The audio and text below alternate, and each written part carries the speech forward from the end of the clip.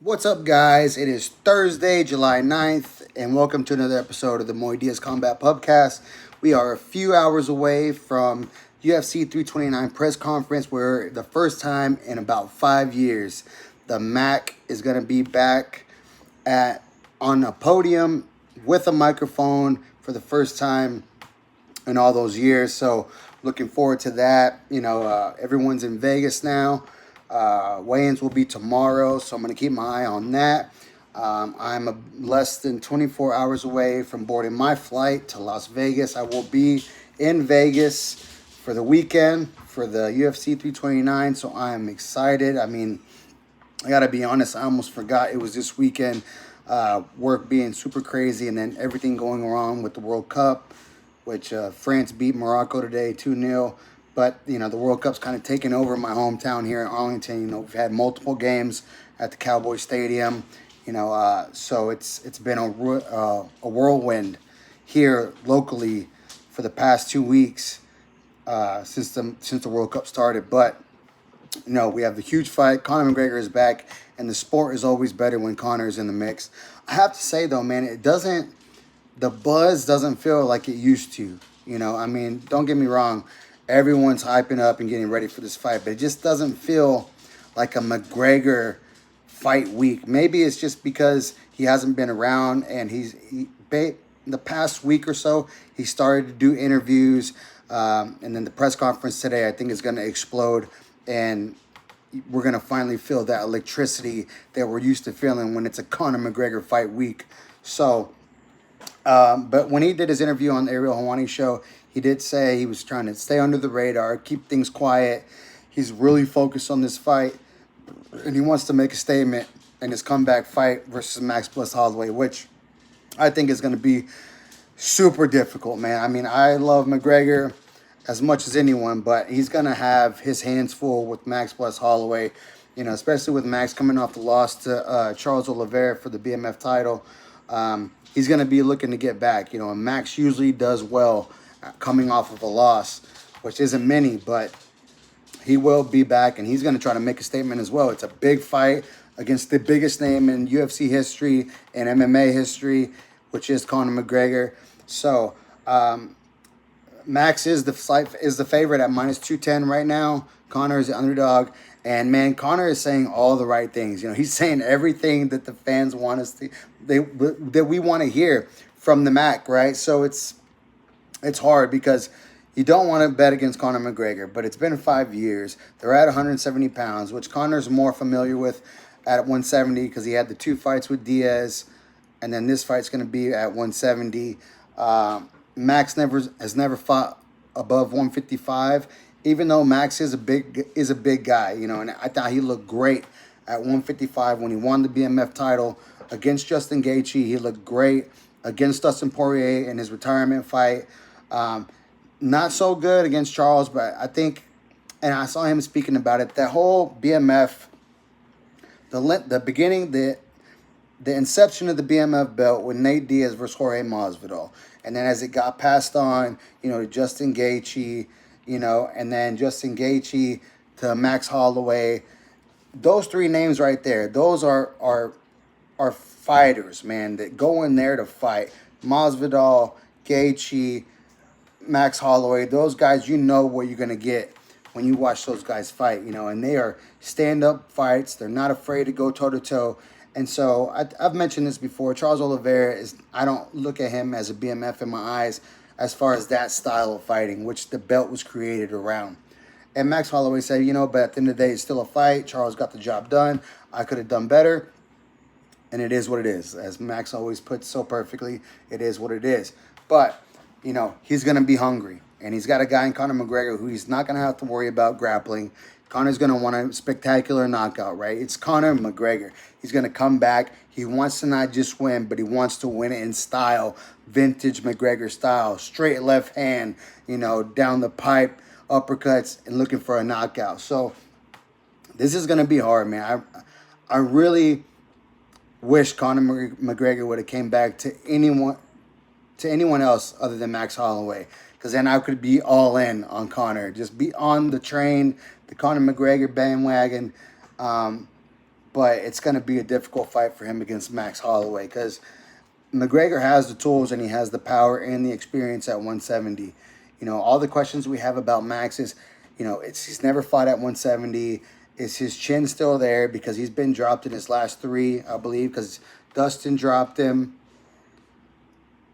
Ilya KO'd him. Charles didn't drop him, but he was catching him.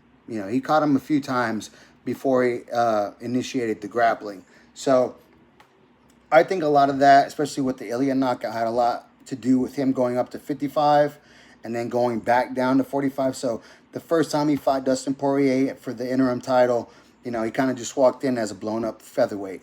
The second time, when he went to 55 to fight Gaethje and Poirier after that, he had put on the size, put on the muscle, did the work to really bulk up to 55 properly, and he looked great. He's looked sensational. But going up to 70 and then it being kind of like, I don't know how far out they made this fight and just didn't say anything, but he's looked good, in his training. So we're going to see how he feels at 170. I think he naturally walks around between 75, 85, so it's not a bad cut, but just your performance in the gym tells you where you need to be weight-wise, and I've explained this before. I fought at 55 for most of my career after going 85, 70, 55, trying 45, and then just being like, no, 55 is my lane. When I was in tip-top shape in the gym, I was walking around about 172, 174 was like my prime level of competition. And then I'd make the cut to 55 the week of, which wasn't too bad. It was usually within 15 pounds. Coming into fight week, I'd be about 68, 670 around there. So it wasn't a bad cut. But if Max can have it dialed in and he's not having to cut that much weight, his chin can hold up against the power of Connor McGregor within the first 2 rounds. I think Connor's best chance to win this fight is in the first 2 rounds. If he cannot stop Max in the first 2 rounds, and there's 3 more to go, and Max Holloway's just getting started, and we see how Max's output just it's bigger and bigger as the rounds go. As the fight builds, Max gets better and better and better. And I think if Connor runs out of gas and cannot stop Max Holloway within the first 2 rounds, I think it's going to be a bad night for Connor McGregor. And I think Max Holloway is going to start to shine brighter and brighter and brighter as the fight plays out, if it goes the distance, 5 rounds. And I can actually see Max Holloway stopping Connor McGregor in the late 3rd, 4th round. I don't think it'll get to 5 unless Max eats a lot of punishment early. But if he can get out of their first 2 rounds and not take too much damage, I think it goes for late 3rd, 4th round, Max Holloway stoppage by TKO. But I'm pulling for Connor, man. It's a comeback story and everyone loves it. And I know a lot of people are saying it's 5 years, it's just too long. He's going to have too much ring rust. I saw Dominic Cruz speaking about this. He goes, everyone says it's ring rust. He goes, but to me, and for those of you who know Dominic Cruz, he had multiple injuries where he was out a year, 2 years at a time, and then he'd come back and look like he never missed a beat. He called it ring rest. He goes, Connor's been out. He's been recovering from the leg break. He's been enjoying his life. He's been training. He looks good. He's had his issues here and there, but he's not taking damage, right? That's the major point, is he's not taking damage. Now, he's probably had a longer training camp because he probably knew that he was going to come back, so he had to build up slowly and get into fight form. But he was not taking damage, And then, Max is just coming off that 5-round loss against Charles, but he didn't really take much damage, right? And then before that, it was a Dustin fight where he wasn't taking damage. So Max has stayed consistent without taking a lot of damage other than the Ilya knockout, right? Where he got tagged a few times, and in that 3rd round, it was lights out. The big right hand and then the left hook to put him away. But Max has been more consistent. He's been fighting the best of the best ever since always. Max is the one of those guys who never shies away from a challenge. He always wants to fight the best, always. So maybe it's ring rest for Connor, but we're only going to see the night of how he looks. It's going to take him And that's the thing. I wanted to say it might take him a few rounds to get used to it, but Connor is a fast starter. He's always been a fast starter his entire career. He comes out of the gate, lands hard, lands heavy, lands fast, gets your distance down, gets the timing, and then he unleashes, right? So that could be good for him or it could be bad, because if he gets out there and starts unloading big shots and leaving openings, Max is going to capitalize on that and then start pouring the pressure on from there. So to me, it's, man, I'm so torn. But if I had to pick, I'm going to go Max Holloway, late third, fourth round stoppage by TKO over the Connor McGregor. The co-main event is going to be a banger fight. This might be one of the best fights on the card. There's another one on here that I'm going to get to, but I think this one's going to have a performance of the night, maybe fight of the night on it. And that's going to be number 5 ranked Benoit Saint-Denis taking on number 6 ranked Paddy the Baddy Pimblett at lightweight, 155 pounds. Benoit Saint-Denis is the favorite at minus 140 opening right now. Paddy Pimblett is plus 120. Benoit Saint-Denis coming off 3 big wins. He's got the TKO over Hooker, the knockout in 10 seconds over Beneil Dariush.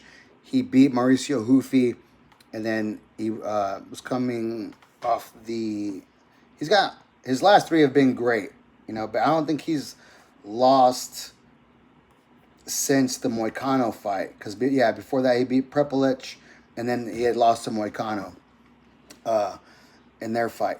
So he's looking good, man. He's looking like he learned a lot after the Moicano loss. He came back hungry, and he's rattling off, 4 wins in a row, and they've all been finishes. 2 by submission, 2 by TKO, KO. And, of course, we all know Paddy's coming off the loss to Justin Gaethje back in January. So I think Paddy's going to learn a lot from that loss against Justin, and we've seen that loss has seasoned well, because now Gaethje is the undisputed lightweight champion of the world. So it doesn't look too bad on Paddy's resume as of right now, losing to the current lightweight champion, Justin Gaethje. But I think they have Benoit Saint-Denis as the favorite, which I can see that, rightfully so. But I think Paddy's going to be too big for Benoit Saint-Denis. I think his striking is better than Benoit Saint-Denis, and I think his grappling is better than Benoit Saint-Denis. Benoit has a good heavy top game, but Paddy's shown that he can get out from the bottom, he can switch positions, he can sweep, he can stand up with a good underhook, and Paddy I think he's just got the better tools. I think Benoit Saint-Denis has the better pressure, and he's a dog, and he's going to keep moving forward, but I think that's going to play into Paddy's game. I'm going to take Paddy at the underdog money plus 120 over Benoit Saint-Denis. Then the future fight, which is also going to be a great fight, at the bantamweight division, 135 pounds, we have the slight favorite, minus 135, Corey Sandhagen, ranked number 4 in the bantamweight division, taking on Mario Bautista, ranked number 7. He's plus 115. Corey Sandhagen, let's look at his last 3. So he's coming off the loss to Merab, which he got completely just shut out in that fight. I believe it was either 50-45 or 49-46 in favor of Merab. And then he's coming off the win against Figueiredo, where he KO'd him in the second round. And then he lost to Umar unanimous decision in their 5-round fight. So he's 1-2 in his last 3. He needs a bounce-back fight. But, man, Mario Bautista is not the bounce-back fight that most people are looking for. Because Mario, since his loss to Umar, has looked great. You could tell he spent a lot more time in his wrestling, his takedown defense, and his top control. Like, he ragdolled Vinicius Oliveira in their last fight and subbed him in 2 rounds. Vinicius Oliveira just won his last fight at 145 pounds after moving up. Yes, I think the weight cut drained Vinicius Oliveira, making 135 pounds when that dude walks around at 185 pounds, man. He's huge. But Mario ragdolled him and got him out of there in 2 rounds. He went the distance against Umar Nurmagomedov, which he had some moments in that fight. And then before that, he just completely owns the guy who brought all that hype from Bellator and Patchy Mix. I mean, he's no longer here, but Mario put a stamp on that. Get him out of here. He doesn't belong in the UFC. And then he had the win against Aldo and Ricky Simone. So, he is getting some really good reps against some really good guys. Legends and Aldo, beating the hype train of Patchy Mix, going 5 rounds or going 3 rounds with Umar Nurmagomedov and then just dominating Vinicius Oliveira. This is going to be, I think it's going to be a dogfight, this match, because Corey, he's going to want to stay on the outside, strike, use his length. Mario is going to want to get inside, use his boxing to set up takedowns. But Corey's no joke on the ground. He loves to attack the footlocks, dive under for knee bars and leg entanglements. But Mario, I think his wrestling is going to be good enough to be able to hold Corey down and land big shots from the top and some ground and pound. I'm going to go with the underdog Mario Batista on this one. The next fight down, flyweight division, Brandon Royval taking on Lonnie Kavanaugh. Lonnie Kavanaugh is minus 220 favorite versus Brandon Royval. Initially, I wanted to go Royval. But I think after looking at it, Kavanaugh coming off the win against Brandon Moreno, which Royval also has a win over Moreno. I think he has, he's 1-1 against Moreno. So this one's a tough one to pick, man. But I think I'm going to go Lonnie Kavanaugh on this one. I initially went Royval, which I can still see him winning if it gets in the later rounds. If it gets past the 1.5 round mark and Kavanaugh hasn't really done enough to keep Brandon Royval off the front foot and pressing him, I think Royval, if he mixes up his takedowns, don't just stand in front of Lonnie Kavanaugh because he has good boxing. He's got good striking ability. If he can make it muddy, make it ugly, strike, level change, let him back up with strikes, then level change again, mix it up, keep Lonnie Kavanaugh thinking he couldn't get out of there with the decision. But I'm going to have to go Lonnie Kavanaugh on this one. And then the next fight, opening up the main card, which I think is going to be a banger of a fight, and I don't think it's going to go past the round. King Green versus Terrence McKinney. King Green is a slight underdog at plus 115. McKinney is a slight favorite at minus 135. This is going to be a banger of a fight. Terrence McKinney has never been to the judges. Never. He usually gets all his fights out of there in 1 round or less. The dude's all action. He KOs Kyle Nelson in the first round. He beats Chris Duncan in the first round by submission. He beats Borshev by submission in the first round. Those were just his last 3. Or he got beat by Duncan by submission in the first round. But that was after he had Duncan hurt bad and wobbly. But that's the thing about McKinney. He does gas, and he gasses early. So I think it's going to be a firefight the first round because he's going to be trying to chase down Bobby King Green. But if he can't finish King Green in that first round, I think Bobby King Green has a good chance of coming back and finishing him in the second or maybe late in the first. Depending on how long Terrence McKinney can keep engaged and throw fire with King Green in that first, I can see either Terrence McKinney winning by knockout in the first round or Bobby King Green winning by knockout in the second. That might be a pick that I have to wait till I get in front of the betting booth at the MGM Grand where I'm staying to actually place that bet. But right now, if I had to pick, I'm probably going to go King Green, underdog, second round knockout. And then we have the main fight on the prelim, so I'm working from the top down. We have Nikita Krylov, ranked number 12 at light heavyweight, taking on Robert Whittaker, who's coming up from middleweight. Bobby Knuckles, he is the favorite at minus 135. Nikita Krylov is plus 115. I think the betting came in because Whittaker was actually the underdog a few days ago. And now a lot of people are coming in, betting on Robert Whittaker. I don't know, man. I love Bobby Knuckles, but he's got his family there. They're at an Airbnb. He's got 6 kids. He's got his wife. The way he's talking to me just doesn't feel like someone who is starving for a win, right? He's happy, enjoying the process. He is coming towards the end of his career. A title is not in his sights right now, even at light heavyweight.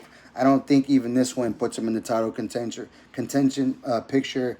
But, man, and I hate picking against Robert Whittaker, but I think Krylov might get it done.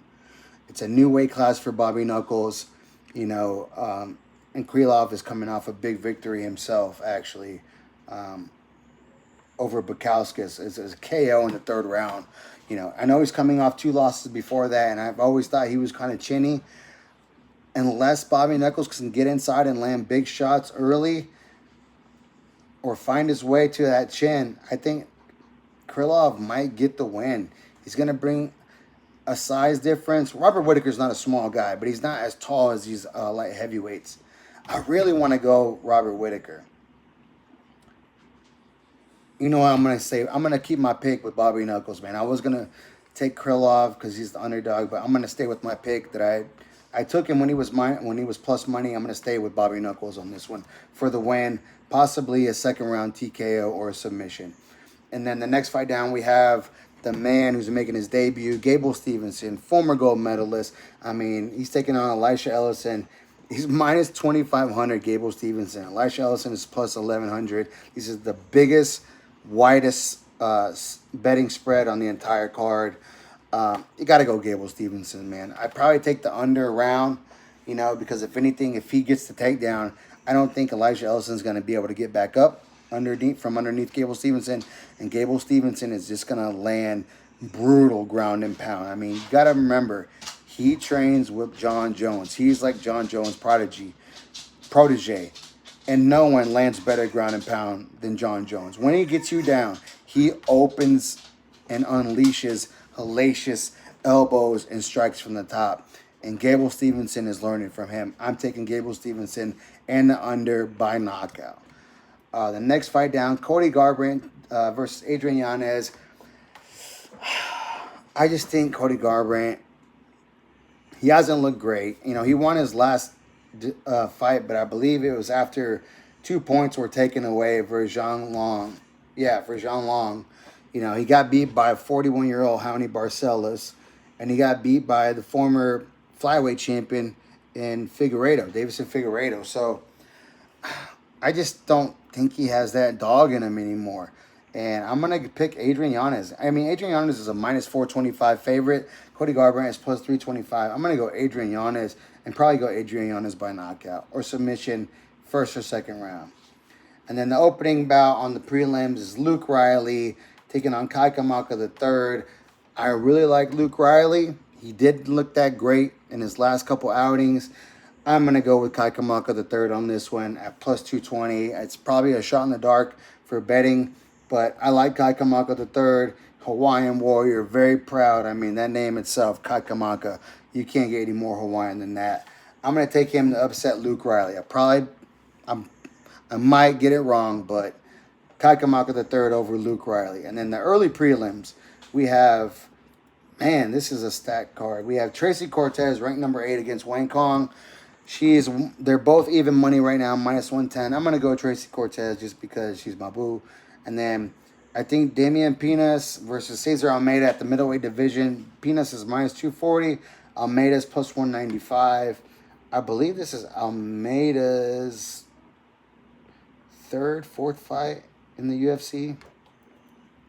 Probably his 5th or 6th. But he's coming off. He's 2-2 in his last 4. He lost to Kopylov. He beat Poteria. He beat Razak Al-Hassan. And then he just lost to Owen Jacek by decision. This is going to be a tough one for him because Pinas is a devastating striker. And let's see Pinas. This is his second fight. He just beat Schultz. So for him to be the favorite in his second UFC fight, gonna go Damian Pinas. You probably have to take a knockout to beat Cesar Almeida to make some money. Farid Basharat taking on John Garza. John Garza is a last-minute replacement. He's actually from, I believe, Oak Cliff, Texas, which is a suburb of Dallas, which is not too far from where I live. He's a big underdog at plus 450 because he just took it like on a week notice. Farid Basharat is a minus 600. I'd probably go Basharat because he is such highly favored and he's been training for a fight on this weekend card. It's John Garza taking on 1 week notice on International Fight Week, which is one of the biggest fight weeks in all of the UFC. I don't know how he's done great on the regional scene. I've heard his name around, but man, that's a tall order, man, for a guy making his debut at T-Mobile in Vegas, where all the people in the world are going to be watching this card because it is the return of Connor McGregor. So you're on a Connor McGregor undercard for your UFC debut against a guy who's top 15 in the bantamweight division. I want to go with John Garza. He's a local guy, Texas guy. You know what? I'm going to take John Garza for the upset. Can't go against my guys, man. And I like Fahid Basharat, but I'm going to go John Garza. Nothing to lose. 1 week notice. Go out there, fight your heart out, and make it your night. I'm going to go John Garza on this one. And then we have Zachary Reese, Ryan Gandra at middleweight. Zachary Reese is a slight underdog at plus 110. I'm going to take Zachary Reese on this one. And then to open up the entire night, Alessandro Costa, minus 250, taking on Cody Durden at plus 205 at flyweight. I'm going to go Alessandro Costa on this one. This dude has shown, I believe it was his last fight, man, when he won, just ripping to the body against Matt Schnell and then getting that crazy knockout in the first round. He goes to the body beautifully. He rips, he slips, he does it all. I'm going to go Alessandro Costa on this one, man. He really opened my eyes his last fight versus Max Schnell. So that's the complete rundown of the entire card. We have the presser today. We have the weigh-ins tomorrow. So we leave, my flight leaves around 5 local Central Time. We're going to land in Vegas around 5 o'clock Pacific Time. The weigh-ins start at 6, so we're going to land, get straight to the hotel, check our shit in, and then run to the T-Mobile Arena and try to be there for the weigh-ins. I will bring content from the weigh-ins. Yeah, and then, of course, fight night Saturday. I'm not sure if we're going to be, if we can find tickets, we will be there. If not, we'll probably post up, get a bungalow or something on one of these rooftop pool parties and watch the fights there. The last thing I'm going to leave you with, because it just broke today, Shakur Stevenson, one of the greatest boxers right now, the best boxer who's inside the top 10. I think he's ranked number 3 or 4 on the top 10 pound-for-pound list, signed with Zuffa Boxing today. I haven't seen the amount of the contract, but that's another big name that Zuffa Boxing has just got. You know, a lot of people have a lot of things to say about Zuffa Boxing and what they're doing to the sport of boxing. I know Eddie Hearn's been openly about it. De La Hoya just can't stop speaking about him every Thursday on Clapback Thursday. But that's a huge signing for the Zuffa brand in boxing. So Dana White said it himself, don't judge me right now. Judge me on January 1st after we've been in business for a year, and then judge how we've done this year. They're going after big names. They're going to try. I think by next year, when they get a good stable of fighters, they're going to be putting on some pretty damn good events in 2027. So that was the big breaking news today. Shakur Stevenson, 3-weight world champion, I believe already, just signed with Zuffa Boxing and Dana White. So, oh, yeah, and for the main event, McGregor Holloway 2, Mauricio Hufi, I believe, is going to be the alternate for this fight. So, if, God forbid, somebody can't make the weight, pulls out, Mauricio Hufi will be stepping in as an alternate for this fight. So, that's all I got for me today, guys. I will bring you more content when I land in Vegas Friday and Saturday. I'll probably do an episode Saturday before the fights start. So, thank you guys so much for watching. Hit the like, hit the subscribe, hit the bell so you get notifications. Watch fights, drink pints. See you in the next one. Peace!